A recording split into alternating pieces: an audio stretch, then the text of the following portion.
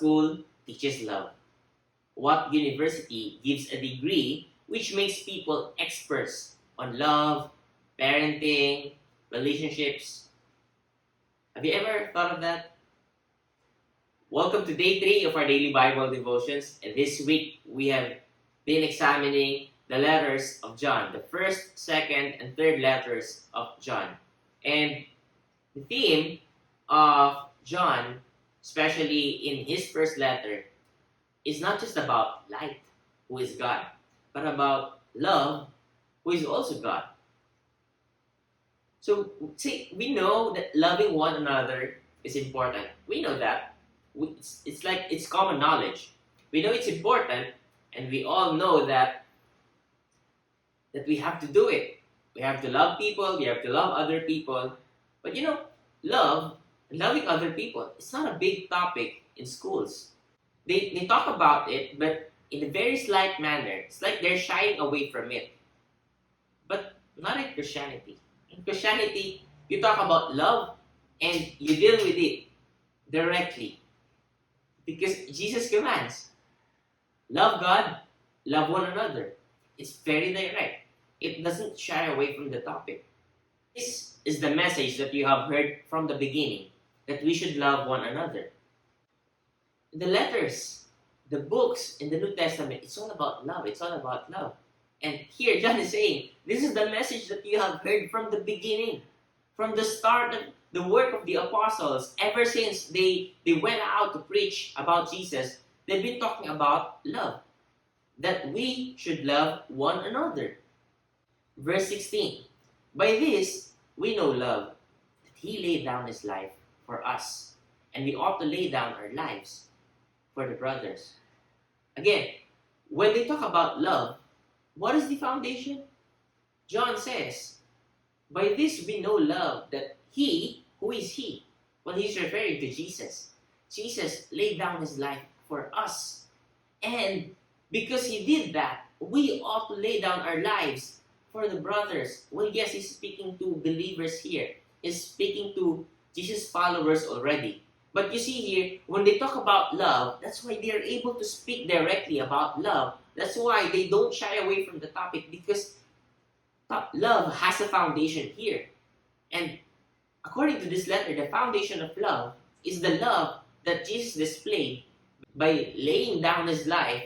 1 John chapter 4, verse 7. Beloved, let us love one another. There it is again. Beloved, let us love one another. For love is from God. And whoever loves has been born of God and knows God. Can't get any direct than that. Anyone who does not love does not know God. Because, listen to this, because God is love. In this, the love of God was made manifest among us, that God sent his only Son into the world so that we might live through him. See, that's why I mentioned yesterday that the theme of John is incarnation. God made flesh. God manifesting himself through Jesus. Because if you truly want to understand love, then there's no love that can be greater than that. That God himself sacrificing his Son for us. If you know what love is, you can't think of a sacrifice higher than that. You can't think of anything that is better, superior to this. That someone who is able to do everything will leave everything behind, will sacrifice everything. For what? For people who don't deserve it, for people who keeps on sinning, for people who keeps on ignoring him. What kind of love is that? That is so gracious. That kind of love, when God sent his only Son into the world so that we would live through him, through Jesus. That is superb. That is the standard. That is the definition of love. It even says here, verse 18, there is no fear in love, but perfect love casts out fear. We're not just talking about love here. We're talking about perfect love. Love that is complete. it lacks nothing. For fear has to do with punishment, and whoever fears has not been perfected in love. Two things mentioned in 1 John chapter 4, verse 18. Perfect love and being perfected in love. That leads us to the principle I want us to ponder today. Principle is this: God's perfect love through Jesus enables us to love perfectly and be perfected in love. Again, God's perfect love through Jesus enables us to love perfectly and be perfected in love. What is more important than love? What subject or religion actually gives you a mastery on love? There's this song, and it has the lyrics, I want to know what love is. I want you to show me.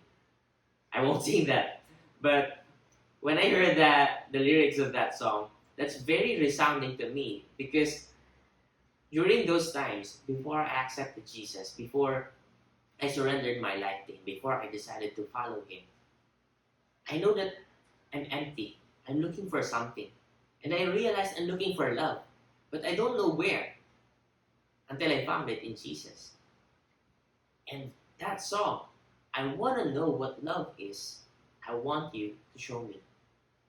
Who can show you perfect love? People fail. It's common knowledge. We say no one is perfect. People are imperfect. And therefore, the love that they can show is also imperfect. It will fail you. People will fail you. People love you. People who love you, they will fail. And because the kind of love that they offer is imperfect. But Jesus' love is perfect. He's talking about perfect love here. And it's not just perfect love. It's a love that will perfect you. Everything that I know about love, I learned from Jesus. How about you? Do you want to know about love? Not just love, but complete, perfect love. Do you want that? Do you want that too? Because Jesus showed me that. Jesus taught me that. Are you willing to let Jesus show that to you? Are you willing to let Jesus teach you perfect love? Experience perfect love from Him. Will you follow Him? Will you follow Jesus?